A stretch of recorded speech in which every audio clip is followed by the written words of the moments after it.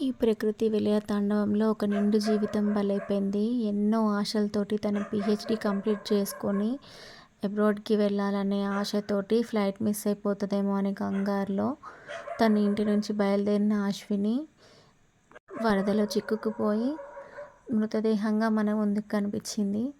తను బతికున్నప్పుడు ఇట్లా పబ్లిక్‌ని మోటివేట్ చేస్తుంది. మీ పిల్లల్ని చదివిపిచ్చండి.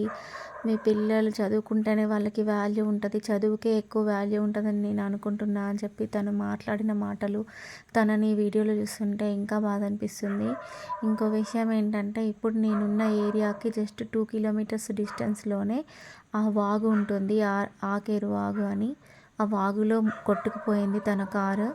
ఇంకా వాళ్ళ డాడీ డెడ్ బాడీ దొరకకపోవడం అనేది ఇంకా బాధగా అనిపిస్తుంది. కానీ తన లాస్ట్ కాల్ వచ్చేసి వాళ్ళ ఇంటికి ఫోన్ చేసి మేము వాగులో చిక్కుకుపోయినాం, ఇంకా మా మీద ఆశలు వదిలేసుకోండి అని చెప్పిందంట. ఆ వర్డ్స్ వింటుంటేనే చాలా బాధ అనిపించింది. వాళ్ళు 100 డైల్ చేయగలిగిండ్రులే కానీ తనని ఎవరు కాపాడలేకపోయిండ్రు. ఎర్లీ మార్నింగ్ 2 o'clockకి బయలుదేరింది ఫ్లైట్ మిస్ అవుతుందేమో అని.